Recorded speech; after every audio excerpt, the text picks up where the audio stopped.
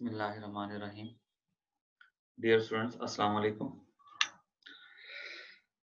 उम्मीद है आप तमाम लोग खैर खैरियत से होंगे। हम लोग chapter number 13 lecture number 5 start कर रहे हैं और एस&पी ब्लॉक एलिमेंट्स के हवाले से हम बात कर रहे थे और इसके अंदर हम लोग थर्ड पीरियड के हवाले से बात कर रहे थे। देखिए, मैंने आप लोगों को अपनी प्रीवियस क्लास में भी बताया था कि इस चैप्टर के अंदर हम लोगों ने एक पीरियड की डिटेल स्टडी करनी है और 4 ग्रुप्स की डिटेल स्टडी करनी है। एक पीरियड जो हमने पढ़ना था या जो हम पढ़ रहे हैं वो है थर्ड पीरियड और इसके बाद फिर हम ग्रुप 1, ग्रुप 2, ग्रुप 4 और ग्रुप 7 के बारे में पढ़ेंगे। थर्ड पीरियड के बारे में मैंने आपसे ये कहा था कि हम लोग इसके अंदर 2 चीज़ें पढ़ते हैं। जो भी हमारा टॉपिक आएगा ग्रुप 1, ग्रुप 2 जब वो भी आएंगे, उनमें भी हम लोग 2 चीज़ें पढ़ेंगे। एक होती हैं फिजिकल प्रॉपर्टीज़ और एक होती हैं केमिकल प्रॉपर्टीज़। तो फिजिकल प्रॉपर्टीज़ तो हमने इस चैप्टर की जो थर्ड पीरियड एलिमेंट्स है इनकी पढ़ ली थी। फिजिकल प्रॉपर्टीज़ में आयनाइजेशन एनर्जी, इलेक्ट्रॉन एफिनिटी, उनका ट्रेंड, एटॉमिक साइज का ट्रेंड, स्ट्रक्चर, इलेक्ट्रिकल कंडक्टिविटी, ये सारी बेसिक चीजें आ जाती हैं। केमिकल जो प्रॉपर्टीज हैं उनमें हम लोगों ने इनके केमिकल रिएक्शंस की बात करनी होती है और मैंने आपसे कहा था कि हम सिर्फ 3 रिएक्शंस की बात करेंगे।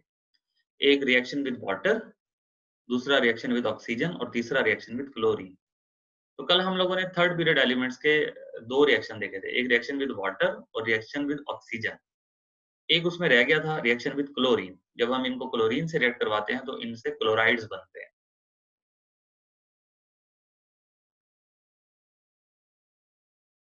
तो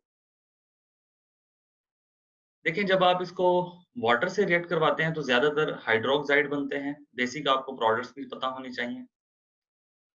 जब आप इनको ऑक्सीजन से रिएक्ट करवाते हैं तो ये ऑक्साइड्स बनाते हैं। जब आप इनको क्लोरीन से रिएक्ट करवाते हैं तो ये क्लोराइड्स बनाते हैं। तो ये थर्ड पीरियड एलिमेंट्स की आज हमने क्लोराइड्स की बात करनी है, यानी हम इसको ये कह सकते हैं रिएक्शन विद क्लोरीन। अच्छा, सिर्फ थर्ड पीरियड एक ऐसा टॉपिक है इस चैप्टर के अंदर जिसको थोड़ा ज़्यादा डिटेल में बताया गया है। ज़्यादा डिटेल में कैसे बताया गया है? जब हमने थर्ड पीरियड एलिमेंट्स को ऑक्सीजन से रिएक्ट करवाया था, तो इनके ऑक्साइड्स बनते हैं। जैसे सोडियम को ऑक्सीजन से रिएक्ट करवाते हैं तो सोडियम ऑक्साइड बनता है, मैग्नीशियम को ऑक्सीजन से रिएक्ट करवाएं तो MgO मैग्नीशियम ऑक्साइड बनता है। तो इस चैप्टर के अंदर उसने ये किया कि जो थर्ड पीरियड एलिमेंट्स से फर्दर प्रोडक्ट्स बनती हैं, जिस तरह ऑक्सीजन से ऑक्साइड्स, क्लोरीन से क्लोराइड्स, तो इनकी भी थोड़ी-सी उसने डिटेल दे दी है। यानी आज हम देखें तो हमारे पास ये थर्ड पीरियड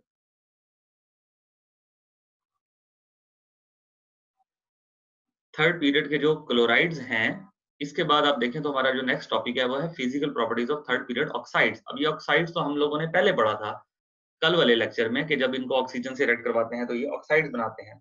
तो इनसे जो आगे ऑक्साइड्स बनते हैं उनकी भी हमने थोड़ी सी चीजें पढ़नी है, फिजिकल प्रॉपर्टीज पढ़नी है और 1-2 केमिकल प्रॉपर्टीज पढ़नी है। लेकिन ये सिर्फ थर्ड पीरियड तक है, यानी थर्ड पीरियड एलिमेंट्स के आगे जो प्रोडक्ट्स हैं उनके बारे में भी हमें थोड़ा सा पढ़ना है। बाकी जब आप ग्रुप 1 पढ़ेंगे ना, ग्रुप 1 में क्या होगा, फिजिकल प्रॉपर्टीज और केमिकल प्रॉपर्टीज। केमिकल प्रॉपर्टीज में आप उनके रिएक्शन पढ़ेंगे ऑक्सीजन, क्लोरीन और वाटर के साथ। उनसे जो प्रोडक्ट्स बनती है उनके बारे में नहीं पढ़ेंगे कि उनकी जो प्रोडक्ट्स हैं फर्दर उनके अंदर क्या फिजिकल प्रॉपर्टीज है उनकी या केमिकल प्रॉपर्टीज है, वो नहीं पढ़नी है। ये सिर्फ थर्ड पीरियड को थोड़ा सा लेंथी किया गया है और इनकी जो प्रोडक्ट्स हैं थर्ड पीरियड एलिमेंट से जो आगे फर्दर प्रोडक्ट्स बनती हैं उनको भी थोड़ा सा एक्सप्लेन किया गया है। एनीवेज, हम चलते हैं अपने लेक्चर की तरफ।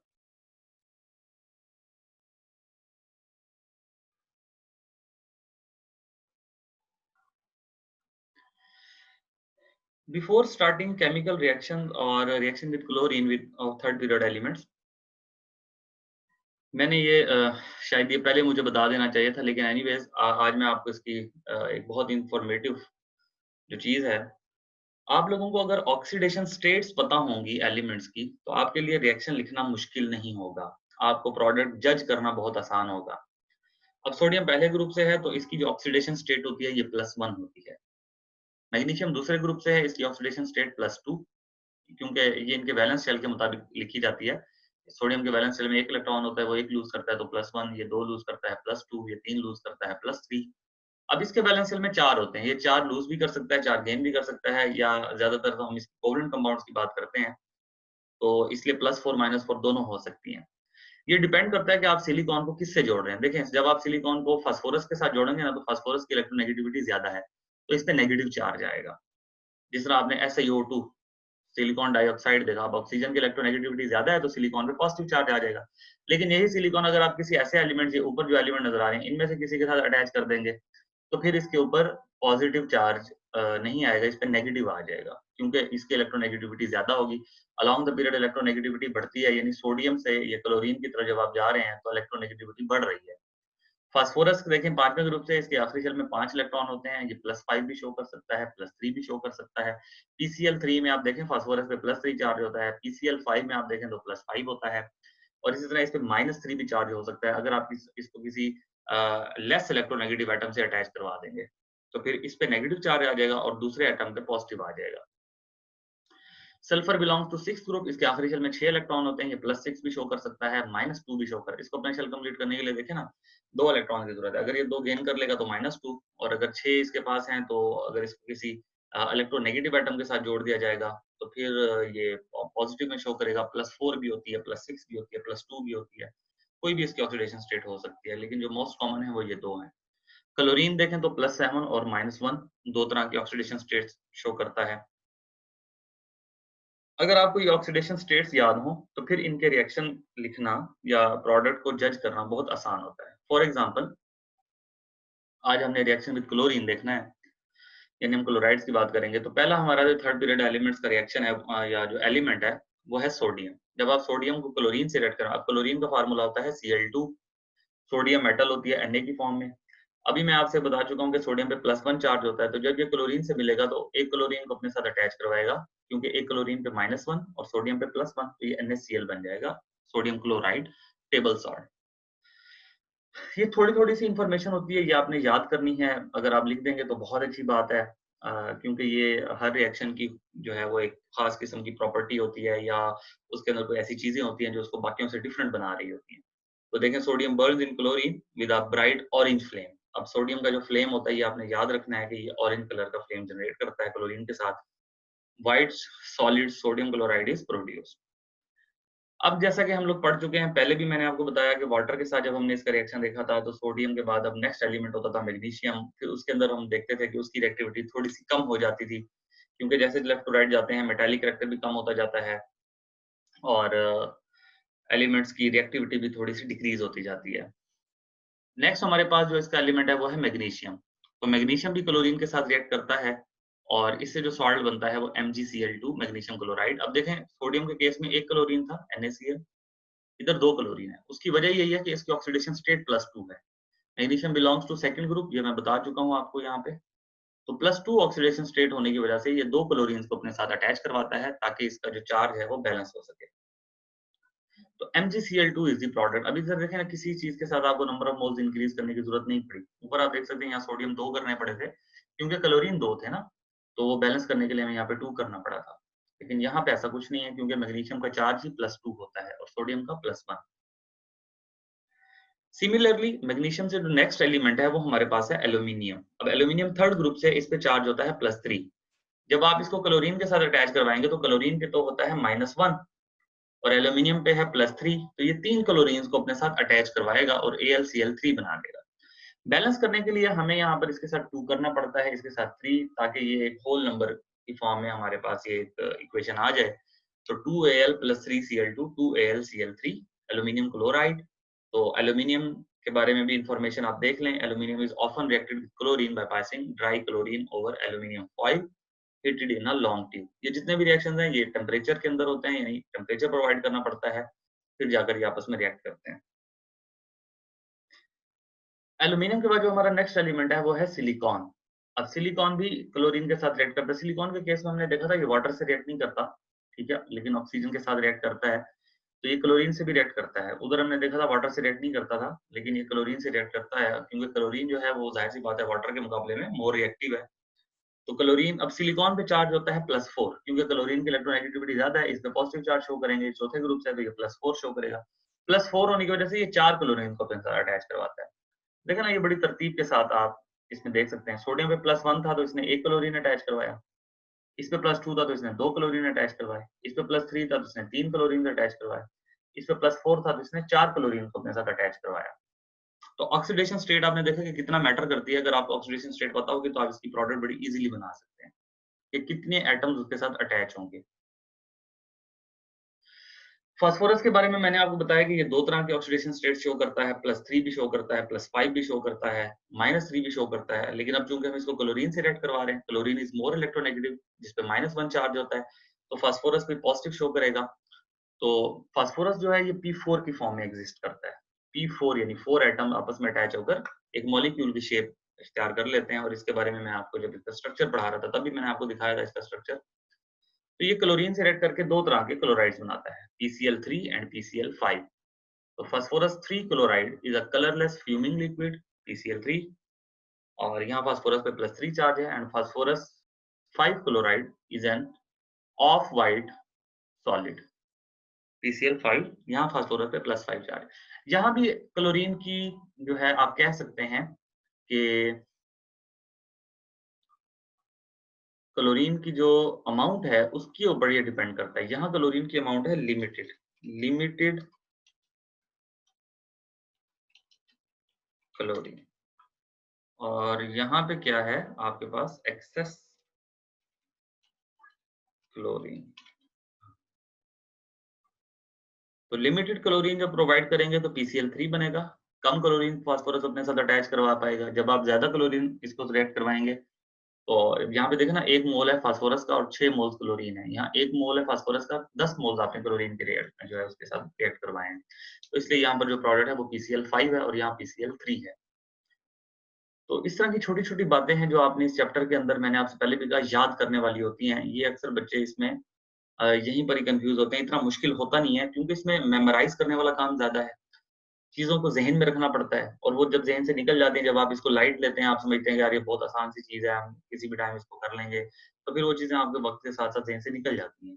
इसलिए मैं ये कहता हूँ कि इसको आप जो है ना एक अपना आदत बना लें कि इसको रोज़ाना थोड़ा-सा टाइम दें, अपने रिएक्शंस को हाथ से प्रैक्टिस करते रहें, तो ये चैप्टर आपको वैसे ही आपकी फिंगर टिप्स पे आ जाएगा। क्योंकि इसमें एक बड़ा सीक्वेंस है, एक तरतीब है, उस तरतीब के साथ आप इसको यूँ लेकर चलेंगे, याद करेंगे, तो फिर इंशाल्लाह ये आपको ईज़ी लगेगा। नेक्स्ट फास्फोरस के बाद जो हमारे पास एलिमेंट आता है वो है सल्फर। सल्फर भी क्लोरीन के साथ रिएक्ट करता है और ये एक बहुत ही इवल स्मेलिंग लिक्विड बनाता है, S2Cl2 डाइसल्फर डाइक्लोराइड। अब सल्फर पे मैं आपको बता चुका हूँ बहुत सारे चार्जेस होते हैं। ये +6 भी शो करता है, +4 भी शो करता है, -2 भी शो करता है, +2 भी शो करता है, क्योंकि इसके पास variety of oxidation state show करने की एबिलिटी है। तो ये 2 क्लोरीन इसके साथ अटैच होकर S2Cl2 की फॉर्म में एक बहुत ही डेंजरस किस्म का लिक्विड प्रोड्यूस करते हैं। तो सल्फर के बाद बारी आती है क्लोरीन एंड आर्गन। अब क्लोरीन ज़ाहिर सी बात है, हम रिएक्शन ही क्लोरीन के साथ पढ़ रहे हैं, तो it obviously doesn't make sense to talk about chlorine reacting with itself. अब क्लोरीन क्लोरीन से तो रिएक्ट नहीं करेगी ना, इसलिए क्लोरीन का तो कोई रिएक्शन नहीं है। आर्गन जो है वो वैसे ही नोबल गैस, हम पढ़ चुके हैं कि आर्गन तो किसी चीज़ के साथ इतना आसानी से रिएक्ट नहीं करता, तो इसलिए आर्गन भी क्लोरीन के साथ रिएक्ट नहीं करता। तो अगर मैं देखूं कि आज के इस रिएक्शन में हमने देखा था कि तमाम एलिमेंट्स ने क्लोरीन के साथ रिएक्ट किया। अब मैं ज़रा समराइज़ करता हूँ। सबसे पहले हमने थर्ड पीरियड एलिमेंट्स के रिएक्शन की बात की वाटर के साथ। वाटर के साथ क्या था कि सोडियम रिएक्ट करता है, मैग्नीशियम रिएक्ट करता है, एल्यूमीनियम करता है, सिलिकॉन, फास्फोरस और सल्फर ये तीनों वाटर के साथ रिएक्ट नहीं करते। क्लोरीन वाटर के साथ रिएक्ट करता है, जिससे वो HCl और HOCl बनाता था, और आर्गन वाटर के साथ रिएक्ट नहीं करता। वाटर के केस में हमने देखा था कि 3-4 एलिमेंट्स ऐसे थे जो रिएक्ट नहीं करते। दूसरा हमने पढ़ा ऑक्सीजन। ऑक्सीजन के केस में क्या था कि सोडियम भी रिएक्ट करता है, मैग्नीशियम करता है, एल्यूमीनियम, सिलिकॉन, फास्फोरस, सल्फर, और क्लोरीन रिएक्ट नहीं करता था ऑक्सीजन के साथ, क्योंकि क्लोरीन डायरेक्ट रिएक्ट नहीं करता ऑक्सीजन के साथ, वो इनडायरेक्टली करता है। क्लोरीन और आर्गन ऑक्सीजन के साथ रिएक्ट नहीं करते थे। आज हमने जब क्लोरीन की बात की तो सेम हमें ऑक्सीजन वाला ट्रेंड देखने में मिला कि सोडियम ने भी रिएक्ट किया क्लोरीन के साथ, मैग्नीशियम ने रिएक्ट किया, एल्यूमीनियम ने, सिलिकॉन, फास्फोरस, सल्फर। क्लोरीन और आर्गन ने जिस तरह ऑक्सीजन के साथ रिएक्ट नहीं किया था, उसी तरह क्लोरीन और आर्गन ने अपना क्लोरीन के साथ भी रिएक्ट नहीं किया। लेकिन वाटर के केस में हमने देखा था कि वाटर के केस में क्लोरीन रिएक्ट करता है। तो इस तरह से अगर आप पॉइंट्स बनाकर थोड़ा-सा ज़हन चीज़ों को तरतीब से लेकर चलेंगे, तो इन रिएक्शंस को समझना और इन रिएक्शंस को लिखना और ज़हन में रखना बहुत आसान होगा। अदरवाइज़ ये चीज़ें ज़हन से निकल जाती हैं, फिर बच्चे कन्फ्यूज़ होते हैं, उनको याद नहीं रहता कि कौन-सा एलिमेंट किसके साथ रिएक्ट करता है और किसके साथ रिएक्ट नहीं करता। बस इसके अंदर यही टेक्निकल बातें होती हैं। तो ये तो था हमारे पास chemical properties of third period elements. अब बज़ाहिर तो ये टॉपिक खत्म हो गया कि थर्ड पीरियड के बारे में हमने सारी चीजें पढ़ ली, फिजिकल प्रॉपर्टीज भी पढ़ ली, उनकी केमिकल प्रॉपर्टीज भी पढ़ ली। अब केमिकल प्रॉपर्टीज के अंदर जो हमने इनके 3 रिएक्शन देखे, उनसे जो प्रोडक्ट्स बनती हैं, अब उनके बारे में भी हमने थोड़ा-सा स्टडी करना है। जिस तरह अभी मैं सिर्फ आज आपको physical properties of third period oxides के हवाले से थोड़ी-सी इन्फॉर्मेशन दे रहा हूँ, बल्कि मैं सिर्फ थर्ड पीरियड ऑक्साइड्स के बारे में बता रहा हूँ। देखिए, ये तमाम जो प्रोडक्ट्स आपको नज़र आ रही हैं, ये sodium belongs to first group, ये सेकंड ग्रुप, ये थर्ड ग्रुप, या ये तमाम एलिमेंट्स जो हैं ये थर्ड पीरियड से हैं। ये जितने भी आपको एलिमेंट्स नज़र आ रहे हैं, ये सारे के सारे थर्ड पीरियड के हैं ना।